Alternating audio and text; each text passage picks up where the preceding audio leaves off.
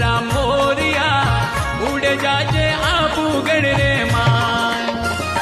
मन राम मोरिया आबूगढ़ में अरबू दारो धाम। मन राम मोरिया आबूगढ़ में अरबू दारो धाम। मन राम मोरिया ले जरे अरबू दा मारो नाम। मन राम मोरिया ले जरे अरबू